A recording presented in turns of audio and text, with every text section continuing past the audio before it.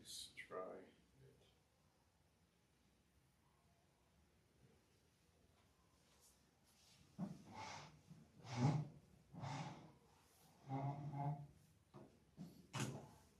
And we're back. Okay. For those of you just joining us, you missed the first 15 minutes of creation.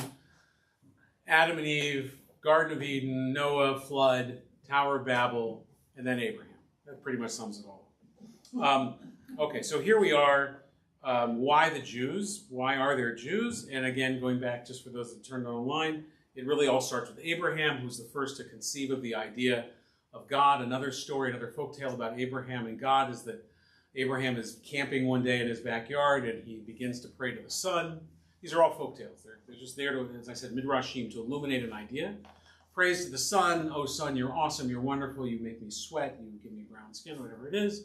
Sun goes down. Moon comes up. Abraham says, oh, well, the moon must be more powerful than the sun because it knocked the sun out of the sky. Oh, moon, you're awesome. You're wonderful. You do whatever moons do. Moon goes down, sun comes up. Abraham's like, this is crazy. I'm going to pray to whatever makes these things go up and down. And that's Abraham's conception of the idea. There's a power greater than the moon and the sun, but it's God. So now we get to who are these children of Israel that we are talking about? And now we get to the story of Jacob. So Jacob is Abraham's grandson. So there's Abraham, Isaac, and Jacob, who were married to Sarah, Rebecca, Rachel, and Leah. Other story another time. Jacob had 2 wives, Leah and then Rachel. And so we get this story in Genesis chapter 32 of Jacob, and I think I talked about this a little bit in one of the classes about the origin of the word Yisrael. Jacob wrestles with an angel or wrestles with God, depending on how you translate it. And they wrestle all night. This is on the eve of Jacob reuniting with his brother Esau, and Jacob is in fear that Esau is actually going to attack him with his army of 400 men. And Jacob is wrestling with this angel, and the angel cannot overpower Jacob. And Jacob says, I'm not going to let you go until you give me a blessing. And the angel wrenches Jacob's hip and then gives him a blessing, which seems to me a little odd. And then the angel says, I'm going to call you, I'm changing your name from Jacob, Yaakov, which means to latch onto, which has to do with Jacob when he came out with the twin brother. He was holding on to Esau's heel, but rather Yisrael, the one who struggles with divine beings. And so here's actually the text from our Torah. Then the man said, your name will no longer be Jacob, but Israel, because you have struggled with God and with men and have overcome. Jacob said, please tell me your name. But the angel replied, why do you ask me my name? And then he blessed him there. So Jacob called that place Peniel, saying, it is because I saw God face to face, and yet my life was spared. And this face-to-face reference is going to come up again with Moses. And it's a phrase in Hebrew, we say panim al panim, that you really want to know somebody, to really get to be in sort of an intimate, not a non-sexual way, but an intimate relationship, is to see them face to face. And nobody ever sees God face to face. Even Moses only sees God through what we say smoked glass. And it's the idea that the face of God would be just too overwhelming for human beings. So this is where we get the children of Israel. This is where we get the name Yisrael, and why Jews are called not Jews. I mean, we're called Jews, but also we're called the children of Israel. The reason we're called Jews has more to do with the land of Judea and Samaria. Again, another class. So Judaism, a religion and a nation. The Jewish people, this is what's tricky. My kids ask me this all the time. This is what rabbis' kids ask you. Dad, are Jews a race or a religion? Are we a culture or are we an ethnicity? And I answer, yes. I think that the better answer, perhaps, is that we are a people, which really means to be all-encompassing of those things. And so we are a people in the sense that we are the Jewish people, the Bnei Yisrael, the children of Israel. We are a nation in that those people coming together operate in one accord. I mean, we've never operated in one accord. We always disagree with each other, but we try to as a nation. And we're tribal in the sense that our connection to each other is deeper than just, I don't want to say just, is deeper than that we've signed up to agree to these principles of this covenant. Because even if you don't agree with the covenant, even if you don't follow the commandments, that doesn't get you out of being Jewish, right? So if you're a Christian, and again, not my field, but you choose not to practice Christianity, and you can even renounce your baptism or something like that, you're not Christian anymore. There's no way to turn it off in Judaism. Even if you don't keep kosher, you never go to synagogue, you don't read a word of Hebrew, even if you're a heretic and you believe in other things, there is still that ethnic identity that will always follow you. And I don't like to use Hitler and the Nazis as a proof text, but as we learned in the Shoah, in the Holocaust, to the rest of the world, there's almost nothing about a Jewish person that is not Jewish enough to be considered Jewish. It was 8 degrees of separation was the only thing that would save you. If you didn't have one Jewish great grandparent, then that got you. Again, I don't like to use the Holocaust as a justification or proof text for anything, but that kept you off the trains. So your Judaism stays with you no matter what, whether you do or don't do. So Jews are members of the nation, the people of Israel. We sometimes say Am Yisrael, Am being people. You can be an atheist, an apostate, and a Jew, fully Jewish if born to a Jewish mother. Now that's a halachic, a Jewish traditional legal definition. In Reform and Reconstructionist Judaism, in some places, you need to have just one Jewish parent and be raised Jewish, and that's Jewish enough. So matrilineal or patrilineal descent. It's a little different in Canada. It's not a little different. It's a lot different in Canada. Reform Judaism in Canada has not fully accepted patrilineal descent. And so, and this has a lot to do with not being the largest stream of Judaism in Canada. Reform Jews in the United States are far dominant, and so we can make the rules. Reform Jews in Canada are the smallest of the 3 branches, let's say, of the main streams of Judaism. Orthodox, conservative Jews. There are more conservative Jews in Canada than any of the others, then Orthodox, then Reform, by a lot. And so we want to be part of the community and be accepted. We have to follow the community standards. So that's how it works in our congregation here as well. But in the United States, a child of a Jew and a non-Jew is Jewish if they're raised Jewishly. To Israel, it's an even different standard. As long as you have one Jewish grandparent, you're Jewish enough, for the time being, you're Jewish enough to make aliyah, to claim Israeli citizenship. I say for the time being because that fundamental law, which has been the core of the founding of the State of Israel since its earliest days in pre-1948, even in early Zionism, is now under some assault by the new Israeli government, which is a hard, extremist right-wing government. And it is nationalistic and supremacist in its views. Whether it changes or not remains to be seen. We are a people and a nation because we have a language and a land. Even when we didn't have a land, we had a land. If you think of any refugees that look, and I don't mean to look at you, but I am looking at you in that moment. You still have a land. Maybe you could explain this better than I can, but you live in Canada, but your origin, your land, the land of your forefathers, where loved ones are buried and where you may hope to return one day if things were peaceful and all of that, is still a part of you, even if you were in exile from it and diaspora from it. There was a deal made after, these are sometimes notes for me, the year 70 when the temple was destroyed, and I think I mentioned this when we were talking about the Mishnah, a deal was cut between the Jews and the Romans, or the representatives of the predominant group of the Jewish community, the Pharisees, that we would leave the land, or we'd leave the city of Jerusalem, and go settle in this town called Yavna, which was on the beach in Israel, and we could still maintain a Jewish community, even if we were outside of our holy place. So one of the things that I think has been key to Jewish survival is we are not geocentric. You can be Jewish anywhere. And that was a big change, because pre-destruction of the temple the second time, in order to actually express your Judaism in any sort of godly ordained way, you had to be in Jerusalem and make a sacrifice to do it.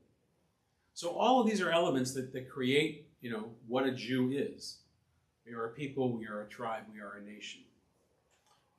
You can convert to Judaism and be fully Jewish. So when a person converts to Judaism, it's actually our custom to never speak of it again. You're Jewish, that's it. When you're given a Shem Kodesh, a holy name that you choose for yourself, so often you'll choose a name from the Bible or a name that represents a Jewish value. All Jewish names are constructs of the name you chose or was given to you by your parents and your parents' names. So for somebody that converts to Judaism, it's the custom to give them their parents' names as Abraham and Sarah. Not to deny that you have other parents, but in a Jewish context, you go all the way back to Abraham, the original Jew, the OJ. It was funny. OJ. Okay, maybe not. Judaism is the one true religion for Jews. Others can have other paths and other ways. We are not proselytizers. I've said this, I hope, in every class. I want to say it again. I'm not here to convert you. If you leave more affirmed in the religion you walked in this door with, I feel like I've done a good job. So we don't seek converts. But if you choose to be Jewish, you can choose to be Jewish, and this is the only religion to follow if you're Jewish. You can be Jewish and still, admire certain aspects of some other practices. There's something called Boo Jews, Jews and Buddhists. You can be Jewish and be really into meditation or yoga, but you can't be Jewish and believe in that Jesus is the resurrection. Those things would be like a vegetarian that eats meat. They're just incongruent with each other. You can't be Jewish and believe that the Quran has authority in your life. There's one Torah, it wasn't replaced. There's one covenant, it wasn't added to. There's no New Testament or the Quran or those kinds of things. So, in that sense, we are particularistic in that regard. Let me stop again. Please stop me and ask a question. I just have one question. When we Yeah. talk about people, nation, and tribe, the tribes, is it Kohanim and Levi and others? So there's. Can you expand on that a little bit? Yeah, sure. So in the Bible, we're organized. In fact, this week's Torah portion talks about it specifically because we take a census. We are organized by 12 tribes. These are the tribes of the sons of Jacob. So Naphtali, Gad, Dan, Benjamin. These are biblical names. You might know people with those names. Those were the different sons of Jacob, to whom there was a hereditary sort of hierarchy. The tribes were apportioned land. When they entered into the land of Israel, they settled in that area, and that became tribal society. Later on, in temple times, you lose those 12 tribes. Some would still claim to be part of them, but you now gain a priestly class that now has responsibility for things in the temple. Now, you had that in the Bible also, or I should say in the times of Moses. You had the Kohanim, the Levites. You didn't quite have the Israelites, which was everybody else. But the Kohanim and the Levites were not allowed to own land.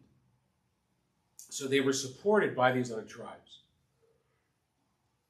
Part of it, I had some grapes in there, not silly.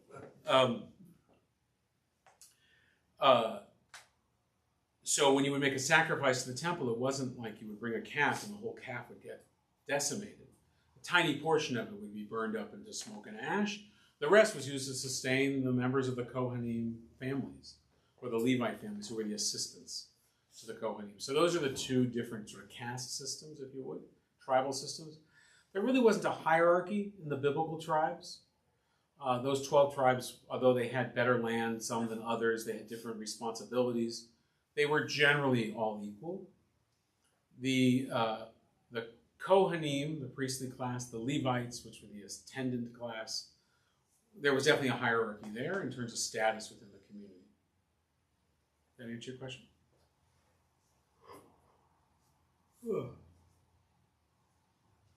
The Jewish mission. We talked about this last time also a little bit. The mission, I always think of the Blues Brothers, Jake and Elwood in the back of the church. We're on a mission from God. to teach the world that there is one God whose primary demand is ethical behavior. When we talk about chosenness in Judaism, the next question is chosen for what? Right? You can be chosen to stand in line. You can be chosen not to make the team. You know, they can be chosen for lots of things. Jews are chosen to demand or to live by and demand of society ethical behavior. This is why Jews are not necessarily liked by some people, because if you're that kid in the room that says you're doing it wrong, and you believe that you're doing it right, even more so, you have a whole religion behind you and Roman armies behind you that have, you know, put that cross and put that person up, you know, quite literally on a pedestal, then that's going to be annoying. And more than annoying, it's going to be challenging to your legitimacy. And so early anti-Semitism, and I had a slide in here about anti-Semitism, but I took it out because a taste of Judaism should not include a taste of something so sour. But early anti-Semitism originated in the church and was largely a response, almost entirely, to this idea that the presence of Jews was a thumb in the eye of Christianity. So if Jews were still around, then it meant that some did not believe in the resurrection and the divinity of Jesus and all those kinds of things. And so we need to deal with the Jews in order for us to be legitimized in our own belief system. It began there. It's percolated and spread far beyond, but that's where it began. We're chosen to serve as an or goyim, a light unto the nations. Chosenness in Judaism means increased obligation, not increased privileges. It's a really important thing. People think chosenness, oh, you're better than us. In fact, I heard that today from somebody that was explaining they converted, and they were explaining how they had lost a friend in the midst of their converting, and their friend understood chosenness in this lens and said, so now you think you're better than me?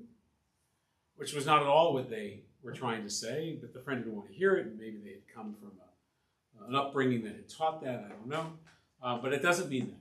In Judaism, we're not chosen for privilege, we're chosen for obligation. We don't get to do certain things, or we have to do certain things. Those things aren't privileges, they're obligations. What's the perfect world? We talked about this before, a messianic age, no war, no famine, no bloodshed, no hunger. Judaism is about this world. We've talked about that as well. Salvation is a political concept, not divine. We will be our own salvation. We will bring about the messianic age. We're not waiting for a divine being to come down and magically make everything better. We have to do that. That's the political salvation. 3 essential elements of Judaism, and that's what this course has been based upon: God, Torah, and Israel. Israel here being the land and the people. We're going to get to the land in just a moment. Judaism also revolves around creation, revelation, and redemption. Talked about that a little bit without naming it at the very beginning. The creation story and revelation either through Abraham or through Moses on Mount Sinai.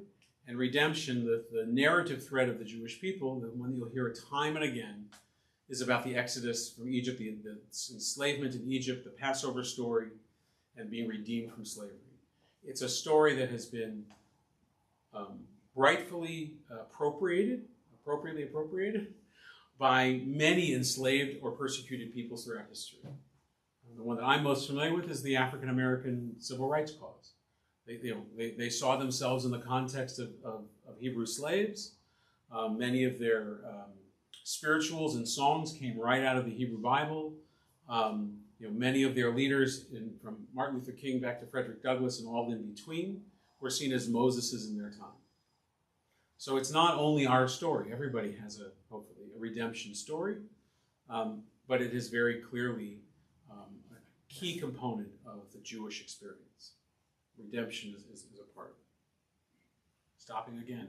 Questions about Jewish mission?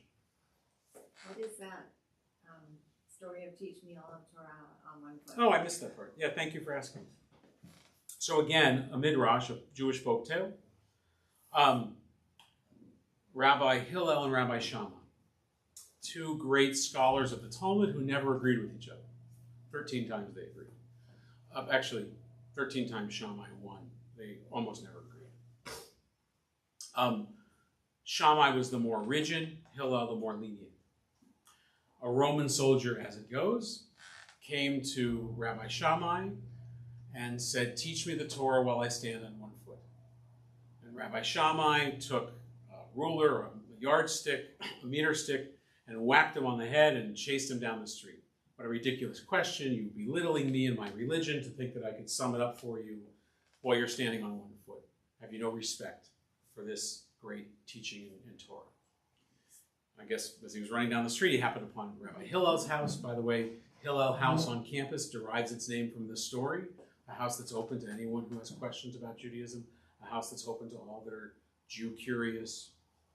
Hillel opens the door. He was known for being a gracious guest and welcoming and kind. The soldier repeats the story, maybe doesn't tell what Shammai did, doesn't want to give Hillel any ideas. "Teach me the Torah while I stand on one foot." And Rabbi Hillel says, "Do not do to another person that which you would not have done to yourself." That's the whole Torah. All the rest is commentary. Go and study. We know that as the golden rule, but if you know the golden rule from Christianity is attributed to Jesus, it's a flip. The golden rule in the Christian context, and there's a distinct difference, is do to another person that which you would like done to yourself. The Jewish version is do not do to another person that which you would not want done to yourself. I can't speak too much about the Christian frame, but the Jewish one is one of empathy, which, as I said, I think in our first class, is at the fundamental core of what it means to be a Jew. It's to put yourself in the sandals of another person and see the world from their perspective and then act accordingly, or not to act in a certain way because. So Hillel says it's all about empathy. How do you apply empathy? When do you apply it? To what degree? That's what study is for. And it's a lifetime of study. And that's why Jews, and we talked about this with the Talmud last week, spend so much time arguing over the particulars of how to do a particular commandment. What's the size of an olive? Right? We talked about that. Because you're trying to get to the truth of it. You're trying to understand, when do I apply this particular principle in what context, so I don't mess it up. That's the story. Yes? So on the previous slide, it said that Judaism isn't looking to convert. Mm-hmm. But here, the mission is to teach the world that there's one God. In what context are you doing that if you're not converting them to your one God? Where are we reading the mission is to teach that there's one God? The very first one. Teach the world that there's one God whose primary demand is ethical behavior.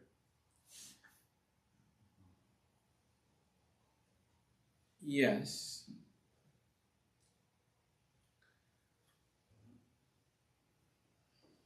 I guess the way I would answer is we're trying to teach through example, not through proselytizing or conversion. So that's where the Or L'Goyim comes in. We're to be an exemplar. This is how we do it. If you find value in this, you may want to do it that way also. But we're not trying to convince you to do it that way. We're not trying to say you can't believe in your multiple gods or your other God. And in fact, it's fine if you do, if it leads to ethical behavior. I mean, Jews actually recognize that Christians can be good people. Muslims can be good people. They mostly or always are. Not always, nobody's always. Jews aren't always. But they generally are.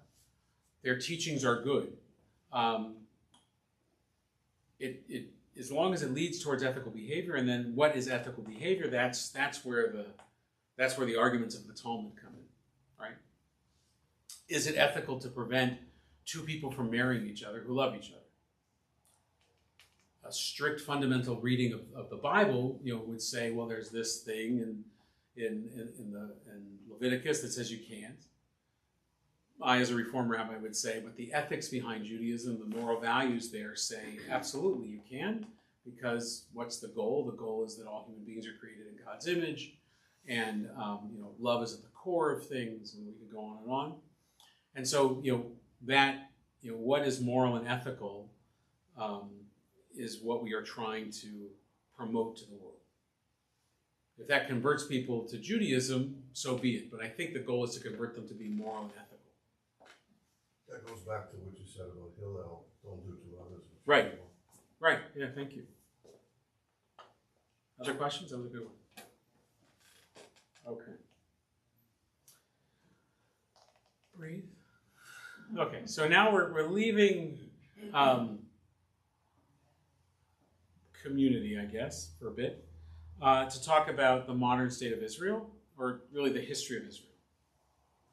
I want to preface this by saying there is no way in one class or in 15 classes that I could teach about the history of Israel and not say something that somebody would cause it to call into question, might be factually inaccurate, or might have changed since the time I wrote these notes to what's happening today.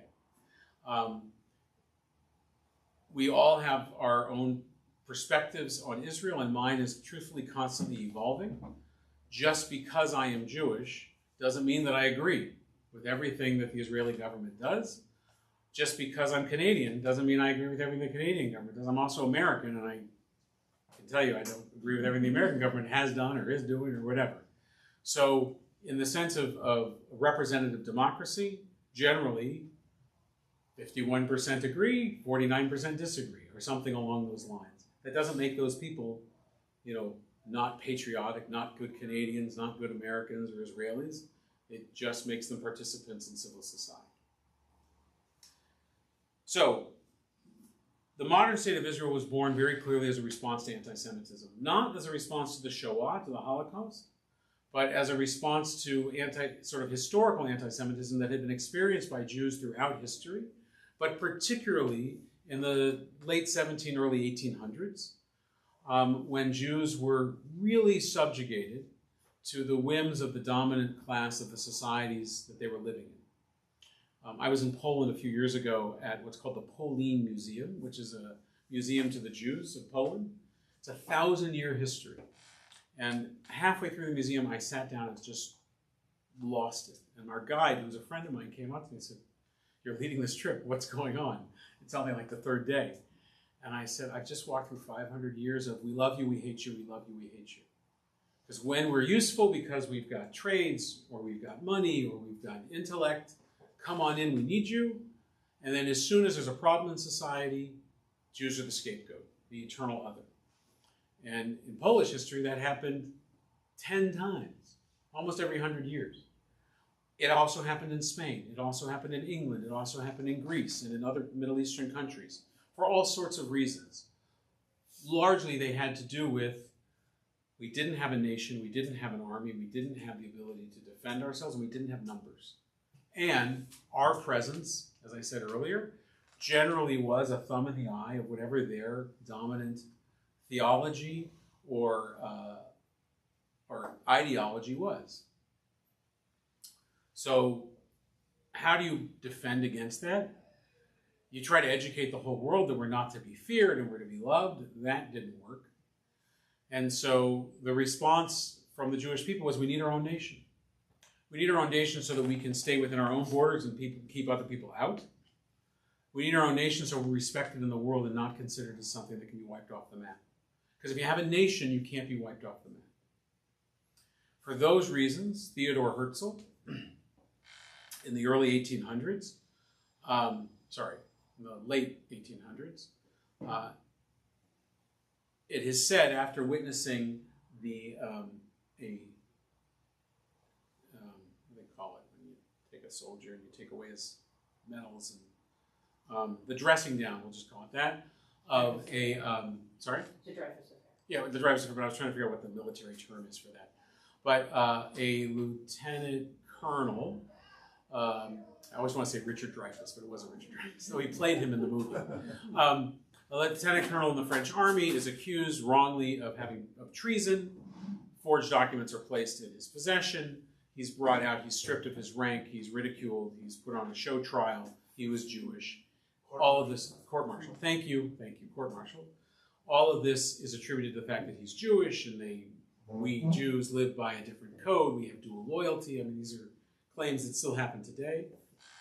And from that, Herzl, who was a reporter at the time, along with Henrietta Zoll, who doesn't get enough credit, articulated the concept that had been floating around for a long time of return to the Holy Land, return to Zion. Jews had been out of the land for about 2,000 years, give or take 100 years, at that point, but had never stopped longing for it. There was always still a small physical presence in the land. And from that, he said this would never happen if we had our own nation, and that births modern Zionism. Zionism is the aspirational movement, political movement of the Jewish people to return to our native land, or our traditional land, our historical land. First independent Jewish state since the days of the Maccabees in the year 60 BCE, a gap of some 2,000 years.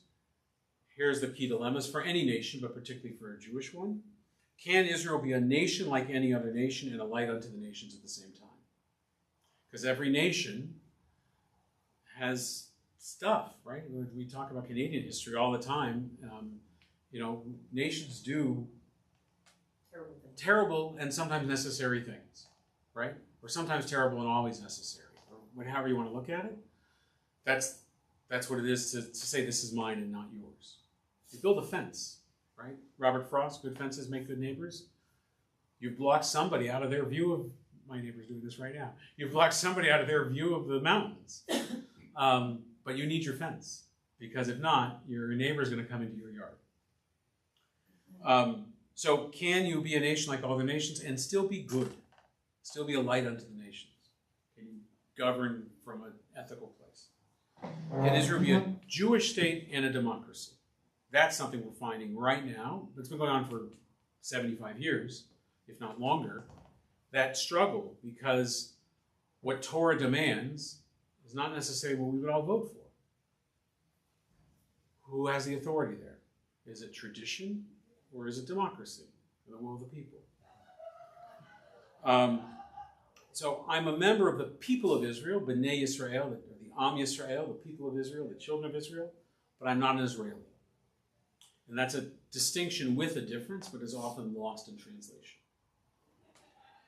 And that, too, is a root of modern anti-Semitism, which masquerades as anti-Zionism. But when, and I said this in front of the city council, so I can say it here, when people spray paint the outside of our synagogue with Free Palestine and Israel's apartheid, and they choose our synagogue to do that, they are equating whatever I do here with what the state of Israel does. But I'm Jewish, I'm not Israeli. I have no influence over what Israel does. If anything, because I'm a Reform rabbi, I have less influence than many. So that's anti-Semitism, masquerading as anti-Zionism. Questions?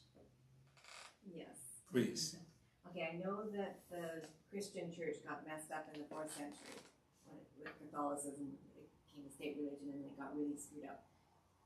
But I think you said that anti-Semitism started with the church. Is that what you said? Mm-hmm. So I would suggest that that's not true, because even look at the story of Esther and Haman, there was anti-Semitism way back in David and Goliath. There was anti-Semitism. Haven't the Jews always been hated? Yeah, I mean, you could go, you're right. You could go back to the story of Moses and Egypt and Pharaoh. So, yes, you are correct. We could go even further back. But those folks aren't around anymore. I mean, Egypt's around, but not as Egyptians and pharaohs.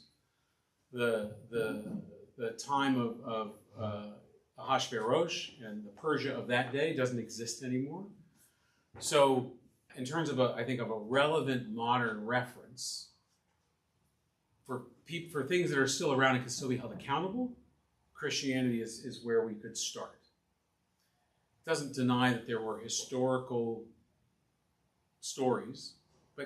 Then you get into, well, Because did the Exodus really happen? Even back, Roman occupation, like the Romans hated the Jews, like everybody. Right, and then the Romans became Christian. So, I mean, I say that my best friends are Christian. I don't want to say that at all. Look, Vatican II, the Church apologized. They've done reconciliation about it. There's been truth about it. There's been repair. If anything, the Catholics have been largely the best friends of the Jews in modern times in many respects. The last couple of popes, this one in particular, and Pope John Paul II as well, were wonderful for the Jews. Pope Pius II during the Holocaust, not so much. Things that happened during the Holocaust in general from the Christian Church, the Catholic Church, not so great. One has to wonder if those were ancient remnants of that historical problem that Jews represent to Catholicism or to Christianity. But I don't hold anyone historically guilty. The fact that your grandparent did this, or that your church did that, or your imam, or your mosque, or whatever, honestly, that means nothing to me. It's what are you doing now? Where do you stand? Do you stand with me or against me in the present day? I think that's really what matters. So the historical part is really only by way of an explanation of how we got here, but it doesn't explain where we are. Or where we need to go to eradicate those things. Does that help? That's good enough. Good enough. Okay. I'll take good enough. That was how I got through school. Okay. So let's do a little timeline. I got some fancy graphics here. 2000 BCE, so before the Common Era. Today. Judaism. So this is roughly where we date Abraham to. Not Noah and the creation of the world. That's 1,000 years, 2,000 years before that. But Abraham, we date basically to 2,000 years BCE, so 4,000 years ago. Common Era, Christianity, year 0, year 1. Jesus, birth, death, resurrection, the establishment of Christianity. So there's about 2,000 years of Judaism before. There were other cultic practices, there were other rituals and religions, but they didn't survive. Islam, sometime still later. I used to know these dates by heart. 700. Thank you. Canada. Little flag. So we begin to see sort of historically this long look of how long, I should say a long look of how long. We begin to see sort of the sense of Jews have been on the scene for a long time. Many have come and gone in that process, but we're still here. That's a matter of Jewish pride. Israel and the Middle East. There it is. Tiny little thing. The arrow's bigger than the country almost. This tiny little speck, what is now what we often call the Fertile Crescent, on the shores of the Mediterranean Sea. Now, this could all just be land, right? It was only later divided up largely by the British Empire into nations. And it was essentially, in biblical times, what you could walk is what you owned. So these borders didn't exist, but we can see now where Israel fits in this sea of nations. And in terms of relative size, Israel is almost exactly identical to the footprint of Vancouver Island. So if you've driven Vancouver Island, if you've driven across Vancouver Island, leaving out the road to it's pretty much a straight shot at Israel. It's not a particularly large place. It's amazing that such a small piece of sand that has no oil and has a nice beach, but also some pretty rocky hillsides has been fought over so much. You would think in all of that sea of sand that there would be a place for everybody. As I mentioned before, Alyssa Platkow, our rabbinic intern, here she is. Okay, Israel in the Bible. So these are not great maps, and I apologize for that. Who really knows, right? Who went where? This is all based on, biblical reconstruction. But here you have the biblical land of Canaan. You have Hebron, which is maybe there, maybe here.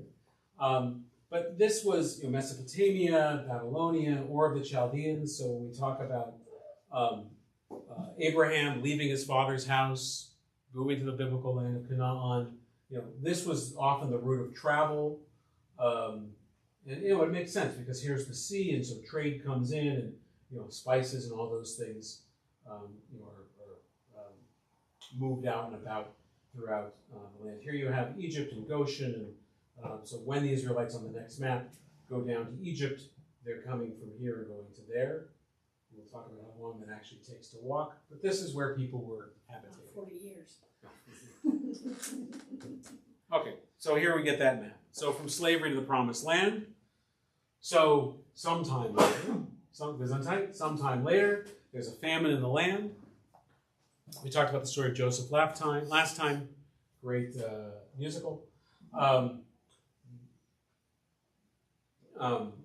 Jacob and his sons leave the land, well, the sons first and then Jacob, leave the land and travel from the land of Israel into, we talked about that route before, into the land of Goshen, Pitom, Ramses. This is where the Jews were enslaved and were building the pyramids.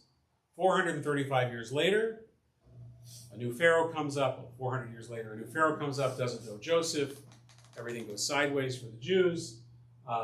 Moses calling out to God, 10 plagues, we know the story, and then they walk through the Sea of Reeds, down into the wilderness of all these different wildernesses, what should take 3 months, 6 weeks, depending on how quickly you walk, 40 years.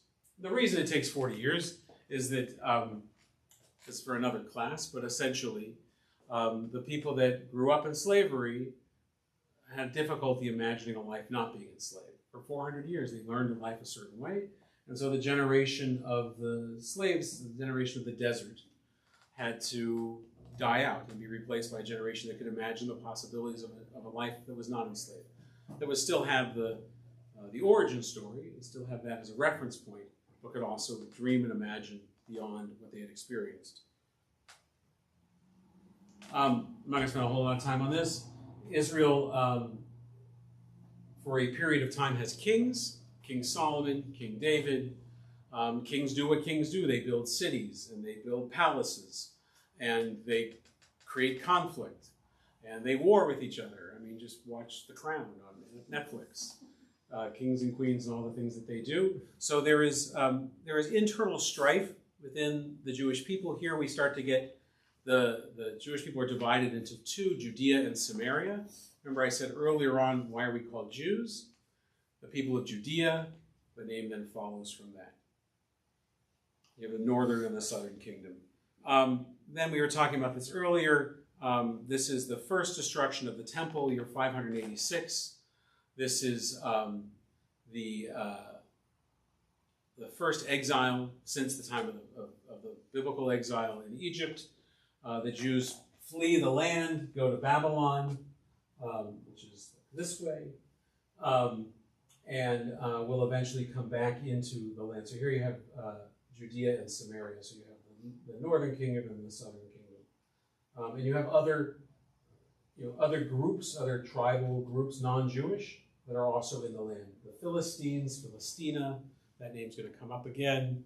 The Romans are going to adopt it, and that's going to become the name of that land. Palestine can be traced back to there. You have the Phoenicians, they're not around anymore.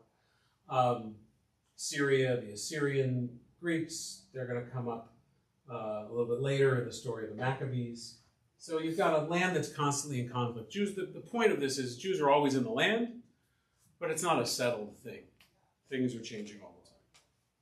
Now we get to the sort of the last sort of moment of Jewish sovereignty, maybe the great moment of Jewish sovereignty, which is the Maccabean dynasty or the Hasmonean dynasty. This is the story of the Maccabees and Hanukkah. I ruined the story of Hanukkah for you last week with the oil thing. I won't do that again. It's interesting in the sense that here we are governing. And some of those fundamentalist ideologies that we see even in governance today in Israel, they perk up here as well. But here we have that first experiment. We go back to the question of, can you be Jewish and democratic? Democracy wasn't at play here, but how do you govern as a Jewish nation? Can you be an ethical nation and still be a nation, do the things that nations need to do? That comes to play at this period of time. We've talked about this as well. Also, Israel in the year 70 CE. So this is Roman, the destruction of the temple. First one was Assyrian Greeks, Proto-Christian Greeks. Now we have the destruction of the second temple and the Romans, and this is where that deal was cut. I talked about before with Yavna and moving to the beach and abandoning the temple, and this new establishment of what becomes rabbinic Judaism. So when we talked last week about the Talmud and all of these other ways of being Jewish beyond the Bible, that develops from this period forward. And this really begins the clock on that 2,000 years of Jews being exiled from sovereignty in the land. I don't like to say exiled from the land entirely, because Jews were still in the land, but they were not sovereign in the land. They were very clearly a minority group, if not living in hiding, then certainly living as this small population that was at the whims of whoever was running it and tried to generally stay out of the way of the much stronger forces that were at play. And so now, a few things happen in those 2,000 years. Destruction of the Second Temple. There is a thing in Judaism that every 70 years, since it happened from the last time, after the destruction of the First Temple, 70 years later, the Jews return to the land and rebuild the temple. So 70 years again, everybody's like, well, now it's time. And nothing happened. So this guy, Bar Kokhba, and his followers, of whom some were great scholars and leaders in the community, lead a revolt. Because 70 years, my clock is, it's time to come back, Third Temple. That gets put down. Doesn't happen. Various other empires rule over the area. Jews are still in the land. And I say this not only because I want to come back and say Jews have always been in the land. I will say that. But just that we're scattering now into the diaspora, in amongst the nations, but we haven't left the place entirely. And that means that you've still got family there. So if you're living in Spain, you might still have a relative in that land. And that means you're still connected to it. You're still wondering, even in the pre-internet age, what's happening with Uncle Sammy? Did he get my letter? Is he going to send a gift this year? So these various empires that rule over the land, you have the Crusades, you have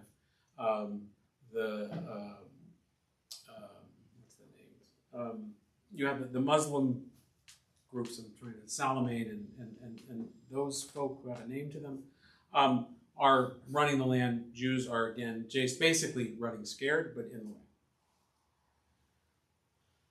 7th to 11th centuries. These are all places that Jews have established, villages, cities, homes. Some of these are still cities in Israel today, many of them. I mean, Tiberias, some of them are not actually in the places that these are on the map, but Haifa certainly is, Caesarea, Jaffa, Ashkelon, Gaza, Jerusalem, of course. So Jews were still living in these places, and they are modern states today, modern cities today. Again, so from 630 to 1880, Jews are living in the land. They're doing all sorts of things. They're establishing the Hebrew language and printing presses. They're taking part of the defense of against the Crusaders. This is so small, it's hard for me to read. Some Jews are fleeing the Inquisition and other persecutions of Jews now in other lands and coming back to the land. So it's becoming a safe haven again, even though there's no sovereignty in the land. So this kind of always in relationship with the land is an important part of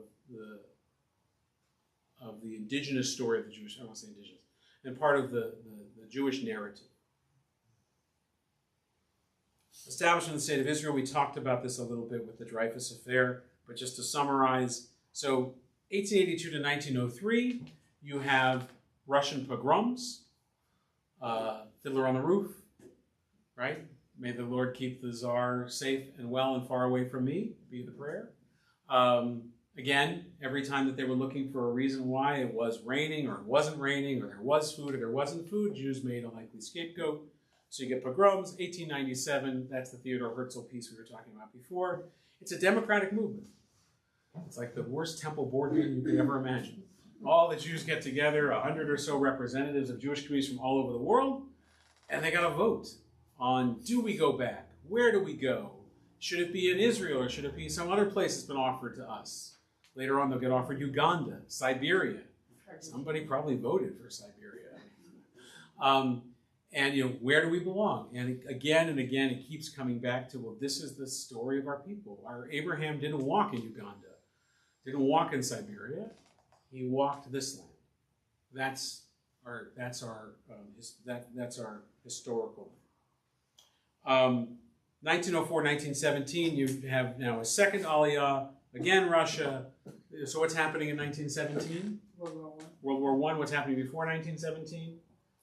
War, all sorts of things. Yeah, all sorts of bad things. And again, if you're not part of some nation, some group, you are defenseless. And Jews get caught in the crossfire of these things all the time. So one of the things that develops out of the Zionist movement is this idea of kibbutzim. It makes sense because you also have communist Russia that's taking place. Sorry? It's socialism. Socialism, thank you. So those ideas coming from, Jews who were actually founding in socialism, those ideas don't just stay in the Pale of Russia. They come with the Russian Jews who come to the land of Israel and try to create collective farms, and the history of the world is about trying to establish systems of governance that are fair and just. We're still looking for them. But that's what they try to establish in small scale in these kibbutzim, in these collective farms, these intentional communities scattered throughout the land of Israel. So they can have some sovereignty, some protection, maybe not with the borders of a nation, but the borders of the farm, the borders of their field. Can we, within this, live by if not Torah, they weren't necessarily religious, live by Jewish values? But they did buy the land, they didn't steal the land. Correct. Right. 1917, 400 years of the Ottoman rule, ended by the British conquest, British foreign minister, the Balfour Declaration, you might have heard that term. We do a whole class in JIC, 2 classes on the history of Israel. I'm not going to go through every moment and date point, but there are various international declarations that this land should be returned to the Jews or given to the Jews. They should have sovereignty in the land. But things happen in between, like World War I and World War II and the Great Depression, that get in the way of these grand ideas that the nations of the world are all going to coalesce and do something. But there is an acknowledgement that there's a claim, and a historical one. The British get involved in their colonistic way. We have the British Mandate. There's a conference that's held. Let's give all the blue. This is to the Jews. This is one map that could be potentially of Israel. Okay, then maybe we'll make it work a little better. We're going to divide it in half, Transjordan, and this can be Israel. By the way, this looks kind of familiar, right? And the dividing line makes sense. It's the River Jordan. This is the Dead Sea. This is the Sea of Galilee or the Kinneret. Makes sense for a border. Okay. Transjordan. So now you get Saudi. Now you get Lawrence of Arabia and that whole period. And this part of history is probably familiar to you because it's more recent for us. World War II, the Holocaust, the Shoah.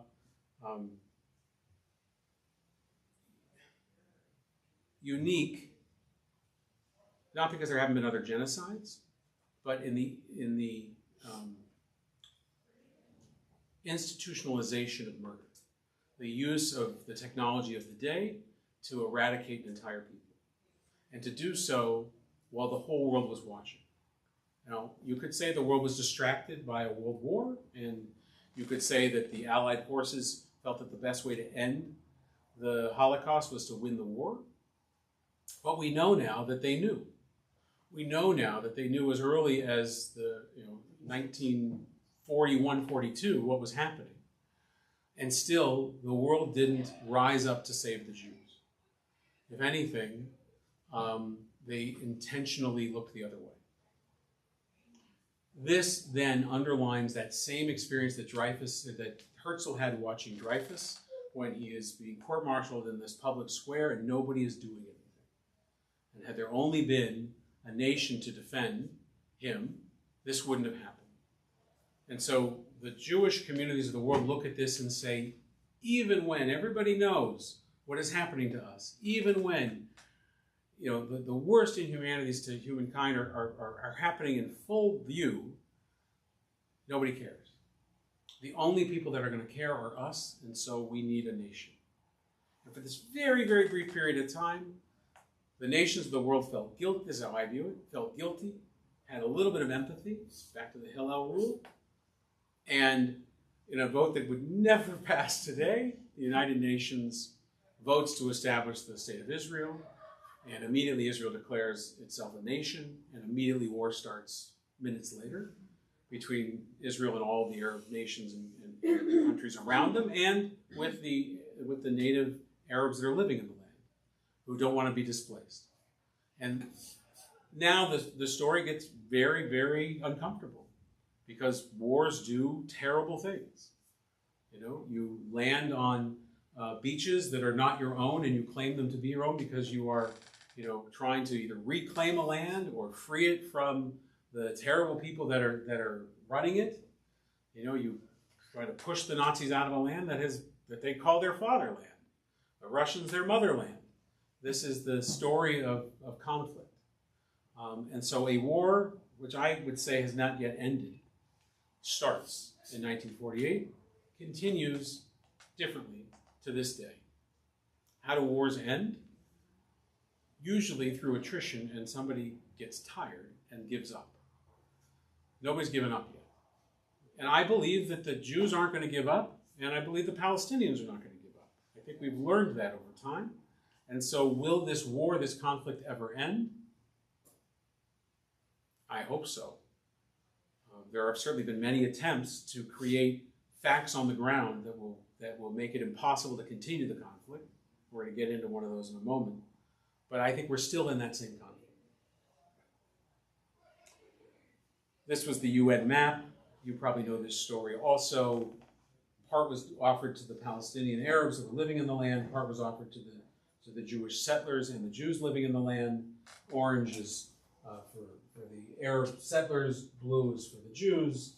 Sorry, orange is for the Arabs people. Language here gets complicated. Blue is for the Jews. Pink is for everybody. Jerusalem being an international city. The Jews accept this map. We'll take half a cookie instead of no cookie. The Arab nations say no.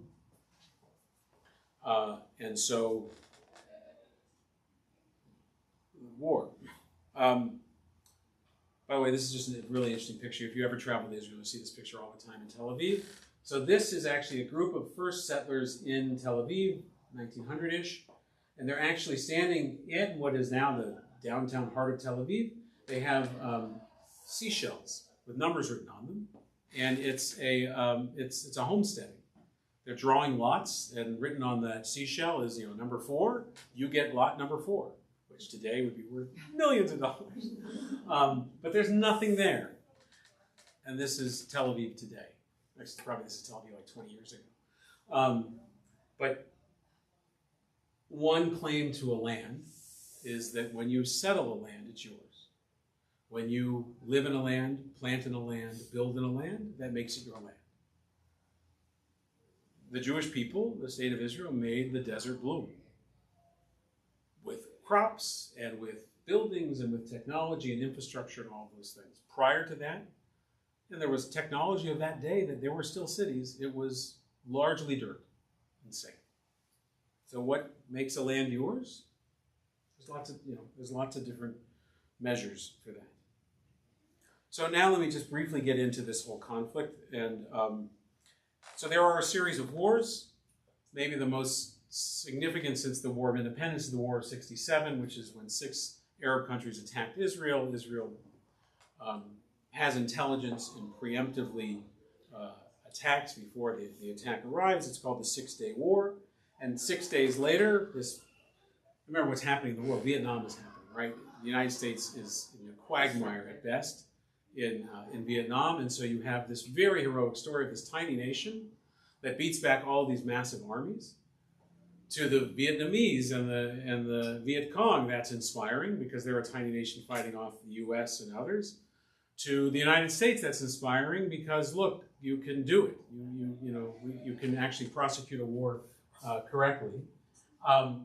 And remember, this was the map before, and all the blue, including all the Sinai Peninsula, is now taken under the control of the Israeli army.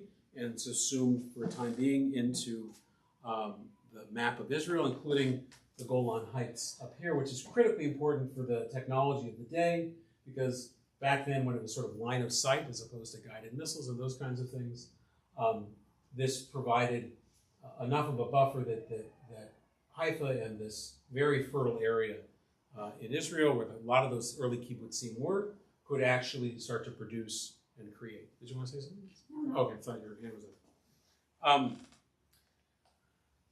73, Yom Kippur War. I'm going very quickly. There's a slide that says questions. We're getting that in a minute. I was actually in Israel in 2005 during the disengagement. So Ariel Sharon, who was one of the heroic military leaders of these campaigns in 67 and in 73, Prime Minister of Israel, and some say only he, just like only Nixon could go to China, only a military leader could actually pull out of land that Israel had captured during a conflict and give it back. But this is a rupture in society that the rupture existed before this, but many can point to this moment as the origin of the rupture that we're seeing today. Because you have Jews that have settled in a place that's mentioned in the Bible. Nobody really wanted it during the biblical times either. Gaza was never considered, although it could have been, it's right on the water, this great paradise. But all the Jewish settlers and settlements are pulled out of Gaza. In some cases, very, very, many cases, very, very heartrending images of Israeli soldiers pulling Jews out of their windows who are holding on to them with their fingers because that's their home. And these folks are resettled and they're given all sorts of compensation, but their heart is still there. And they think that that was their land because it was mentioned in the Bible. And there's a certain ideology that identifies with that. And this creates what had already begun, but a settler movement. The settler movement already happened. But this really solidifies that it's an us and them. And the government is not in favor of what the people want from this perspective. And so from 1970 to 2016, you see this rapid growth of Israeli settlement. And the attempt here is to create a situation where we call facts on the ground, where you can't remove the people from the land. Gaza was relatively easy. They were in one place. But as you'll see in these little maps, and you can see in this map, where, this map is probably better, where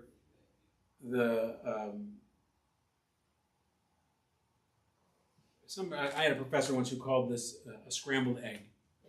And then once you scramble an egg, you can't unscramble it. And so by placing all these outposts, some large, some small, in and amongst the land of the Palestinians, you can't separate. And that's exactly the intention of the settler movement, is to both place a flag and claim the land, but also by proximity, make it impossible for others to live there as well. And now you have a situation in Israel today where you really have, in Israel on one side of what we call the Green Line, which is non-occupied Palestinian land, if you want to call it that, where life is relatively normal for Jews who live there, and largely non-Arab Israelis who clearly have second-class citizen status, but living within these borders have rights and freedoms, though not practiced in an equal way, as other Israelis, and Christian Israelis, and Jewish Israelis, and whatnot. But there's a different rule of law. There's a military rule of law in these areas. It's supposed to be in partnership with the Palestinian Authority, but that isn't quite always how it works, and there's political forces at work both on the Israeli side and the Palestinian side that make that not only complicated, but often dangerous. If you saw Fauda or any of those shows or anything like that, you get a sense of some of the things there. Those are dramatizations, but they're not too far off. Right, let me pause there for a second, because we're going to leave Israel and we're going to go to these last couple of slides on Jewish community. That was a whole lot at once. As I said at the beginning, I am sure that I've said something that has offended someone, or I've left out a historical thing, or I've used the wrong idiom or pronoun or word or whatever, and I apologize for that. It's not my intention. Like many people's Facebook statuses, many will say that the situation in Israel is complicated. Any questions? Question? I don't know if it's a question so much as a Statements are fine too. That's Comments a are comment, good. But you answered something for me, because I grew up in the Christian church, and yet there was no real desire, even though you talk about the Bible, and you talk about the Holy Land and everything, but no requirement or need to want to get on the next plane to go see Israel. And that seems to be the big difference here between that sort of church background that I had in Judaism, which I just found interesting. Mm-hmm. And then I also, as you were talking, found kind of a similarity with Islam as well, because there's a big thing in Islam, like everyone wants To make go pilgrimages. to Mecca, and you can't forget Mecca, because 5 times a day you've got to find it Right. and pray to it, which seems to be the big sort of difference between those two and Christianity, which I found interesting. So it's really interesting you point that out, because it's not quite either in Judaism. You don't need to be in Israel to be Jewish, but it might not be safe to be Jewish if you're not in Israel. Nowadays, it might not be safe to be Jewish if you are in Israel, or to be Jewish the way that you want to be. But one of the criticisms of the diaspora from Israelis is that you're too comfortable being Jewish outside the land. It's too easy to be Jewish here. You don't know what struggle is like. Tell that to somebody in the 1950s when you couldn't belong to, a country club, or your kids couldn't, do things in school or join universities. Not that that's the same kind of struggle as guns and bullets, but so you have this, I don't need to be in Israel to be Jewish, but I need to be in Israel to be safe. Where in Christianity, I can be Christian anywhere, right? And as long as there are Christians around, and even if there are not, I can make them. I think that Muslims have some of that experience that Jews have, where it's not safe to be Muslim outside of a Muslim country, and it's not safe to be Muslim in certain Muslim countries, depending on the kind of Muslim that you are. And one of the things that Jews are starting to see in Israel is that our future? Are you not the right type of Jew, and therefore you're not safe to be Jewish in this part of Israel, in this city, and not in that city? Let alone be safe to be a Palestinian or an Arab or whatever. So all of these things are sort of in play, and we look at through this sort of, telescopic lens backwards of history, and we see things repeating themselves. And Jews, with this long history, like we showed on that graph, have seen this movie before. And that constantly comes into play. We look backwards to understand the future. That's a frequent Jewish refrain. Why are we studying history? So that we can understand the future? Because, We're doomed to repeat that if we do not. well, there's that. That's Satayana, but I was going to actually quote Huck Finn. Who wrote Huck Finn? Tom Sawyer. No. Excuse me, go ahead. Wait. Mark Twain. History doesn't repeat itself, but it rhymes. Right, so things sound, they rhyme. It's similar enough. Other questions about the Israel stuff?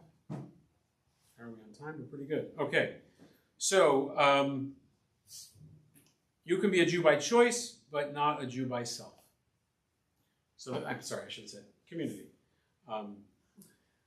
So what does it mean to be part of a community? I mean, this is probably the best example of it, which is that you live in Canada, you live in Vancouver, there's not a large Jewish community here. Best estimates 24 to 28,000 Jews. Maybe 15,000 of those live in sort of Metro Vancouver. We find this in our Orthodox community in particular, that you need to have other Jews around in order to have a kosher butcher, to have kosher restaurants, to have Jewish day schools. And if you don't have enough Jews, you can't do it. So one of sort of the, I'll call it a commandment or a mitzvah in Judaism, is you got to find community and you got to gather community, because you can't be Jewish on a mountaintop by yourself. You need 10 people to say certain prayers. You need people to help you, render a kosher chicken or establish Jewish schools and burial societies and those kinds of things. So you can be a Jew by choice, you can choose it, but you can't be a Jew by self. Who is a Jew? We talked about that earlier in terms of patrilineal and matrilineal descent. We talked about the people of Israel and the state of Israel. Am Yisrael, B'nai Yisrael, Israelis. Am and B'nai people and children. That's one type of identity, Jewish identity, and uses the word Israel. Israelis, you can be Israeli and be Christian, right? So Israelis is a different identity. It's a national identity. And still the Jewish people are a nation, like we talked about. Talked about chosenness. Am I an Israelite or an American, or am I a Jew and American? When I was at summer camp as a kid, Jewish summer camp, we would always play this game. If America and Israel went to war, who would you fight for? Right. So when I was a kid, I thought that would never happen. No, maybe. So there's that question. All right, last little bits, odds and ends. Jewish life cycle. Again, we have a whole 18-week class that goes into detail on these things. This is just a taste. But part of the fundamental practice of Judaism is to not let moments go by without marking them. So when a child is born, there are rituals. When a child comes of certain ages, particularly the age of majority in Judaism, the age of responsibility, which is 13, bar bat mitzvah, there's a ritual of acknowledging that child's new level of responsibility. Weddings, deaths are all part of the life cycle of things, and we have rituals around those because when those things come up, they are significant milestones. A story that I think I might have told here before, but if you want to measure the height of a child and you're going to mark it on the wall, right? You can't change the wall. Otherwise, you never know how tall the child got. So the Jewish method of acknowledging certain times and seasons and all those moments is the wall. Where are you in relation to where your bar mitzvah was? Where are you in relation to your father's bar mitzvah, your grandfather's bar mitzvah? Did you have one? Did we skip a generation? That's the wall. Jewish history is the wall. I talked a little bit about anti-Semitism and the Holocaust. We talked a lot about the afterlife. Two final quotes to end with. A Jew who does not believe in miracles is not a realist. Anybody want to unpack that? That's David Ben-Gurion, the first prime minister of the state of Israel. Anybody want to unpack that quote? What does he mean? You've learned enough about Judaism now to be able to try to figure out that riddle. It does make sense. How so? If you have so many trials, you have to believe in miracles to do something or to achieve. Yeah, I think I have that in me. How so, Esther? I think I have that in me, like believing in miracles is what I always like. Right, but there's a rationalism to it also, right? So it's miracles, but not relying on miracles. You've got to be working to create your own miracles. I mean, when I think of, the word miracles gets thrown around a lot, but when I think of miracles, sorry, I should have gone back. There was Mark Twain. I think of the human created miracles. The COVID vaccine is just one example. That human beings were given such an intellect that they could master science in such a quick way and develop all these tools and technologies to create a vaccine in such a short amount of time is both miraculous in that the divinely given talents and abilities, and human miracle, or man-made, human-made, in that we used all of those God-given abilities in the right way. Think about the Tower of Babel, right? When we were telling that story earlier, using it for the wrong purposes. But here we communicated for the right purposes and built not a tower to the heavens, but a vaccine that saved millions to tens, hundreds of millions of lives. And the first Israeli female minister, I forgot. Golda Meir. Yeah. She said pessimism is a luxury we can't afford as Jews. Yeah. So Yeah. this desire for taking action, but they have hope. Right. I mean, in their time, just to establish Israel against all odds, that was surrounded by enemies. Yeah. I mean, that was a miracle. So one of the things I would say in the response to the anti-Semitism thing that we really didn't cover is that, I mean, I understand why, but I'm going to say I don't understand why. The world looks so negatively towards the Jewish story when it is such an inspiring story that other persecuted peoples, indigenous peoples, minority peoples could look to for hope. Like if the Jews can do it, we can do it. But for some reason, that's not how the world, I know the reasons, that's not how the world sees it. But you would think, talk about Or LaGoyim and a light unto the nations, let's be like the Jews. But instead it's like, let's not be like the Jews. And that is one of these like head scratchers that, for what I do professionally, is just tremendously painful. I think things were a bit like that in 1967. Yeah, And then for like that long. Someone got better in PR along the way. Right. Well, there was a whole Jewish school of thought, Hasbara, that we just need to explain ourselves to you. We could just explain who we are and what we are, and then you'll understand. And that is proven to not be the case. One more, Mark Twain, who was the history rhymes person. The Egyptian, the Babylonian, the Persian rose, filled the planet with sound and splendor, and then passed away. The Greek and the Roman followed. The Jew saw them all, beat them all. All things are mortal but the Jew. All other forces pass, but he remains. What is the secret of his immortality? Chutzpah. So define chutzpah. The guts to continue on against all odds. Mm-hmm. Okay, it's a good definition. You have no choice, like the gentleman said. Mm-hmm. It was an existential situation. Whether you But you could subsume. You could hide if you wanted to, but that's not. Jews have never been able to hide. They would always find us in a closet, in an attic. Right. I mean, that's one of the things that I hear a lot in sort of current intersectionality conversations. Whoopi Goldberg said it on The View, so there it must be true, right? Jews in their whiteness could hide it amongst the haters of the world. It hasn't worked out so well for us. Maybe we could hide from that one running down the street, but the one that comes back to check, they would find us. So what's the secret of our survival? It's not hiding. So maybe part of the secret is memory. Part of the secret is telling the story. And so, so I would go back to what I said was that narrative thread that's at the core of the Jewish story, which is the Exodus from Egypt, and that story of redemption. And why that story has been picked up by so many other persecuted people, the African American Civil Rights Movement and whatnot. We tell that story every year. Passover is the most observed holiday in the Jewish calendar. 1.98% of the Jewish people attended a Seder, ate matzah, hosted a Seder, something connected to Passover. And so that you all heard that story. And that story was God didn't abandon us. We are still here, in spite of everything and all the hardships. Maybe that's part of our survival. Maybe it's the wall and the factors, and that we don't let moments go by and we haven't abandoned those traditions.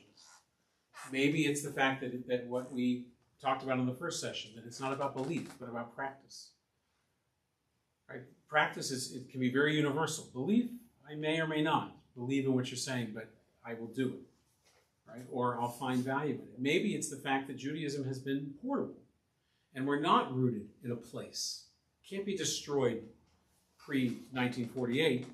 Jews were everywhere, and so it was impossible to destroy the Jewish people all in one blow, although Hitler tried quite successfully. Maybe that's it. Maybe it's the fact that we are, up until a certain point, up until the year 800 CE, our tradition continually responded to modernity. And I say 800 CE because if we talked before last time about the Talmud and the sort of the setting of that law or that legal text, but prior to that, things were sort of still in process, and we would still create new ways of doing things. Reform Judaism was a response to that. Let's continue to evolve and not get stuck in some place when we're no longer relevant. Simon Shema in the story of the Jews. Yeah, the gift of the Jews, yeah. The synagogue has played a central role in the survival of the Jews or Judaism. Yeah, the community, just the gathering together community. Bottom lines, last things. I know we're out of time. As I said from the very beginning of the class, I applaud you. We applaud you. Be religious. You don't have to be Jewish. Have a faith. Have a code that you live by. As I said at the beginning, if you leave here more affirmed in the faith you came in, and Judaism or not, then this class has been successful, and I'm happy. And we welcome you. Come and join us, try us, check us out. Nobody checks your Jewish card at the door. High holidays, it's a little different because there's so many people in security. You can come to our synagogue at any time. If you tell us you're coming, we'll make sure somebody greets you and sits with you and knows enough to show you around on the whole thing, or just sit in the back and nobody will bother you. Well, somebody's going to have to say hello to you, but you can tell them you're fine and then they'll move on. For those that are Jewish that are taking this, become serious, but not necessarily Orthodox Jews. Be intentional about how you do your Jew. Equally committed to God, to Torah and Israel. Practice godliness. If you remember in the very first class, we talked about godliness as a way of being, not belief. Being an extension of God in the world. If you believe in God, act like God. Commandments are not suggestions. Elevate yourself in these ideals. Struggle and grow. Read and study. Belong. You can't be a Jew by self.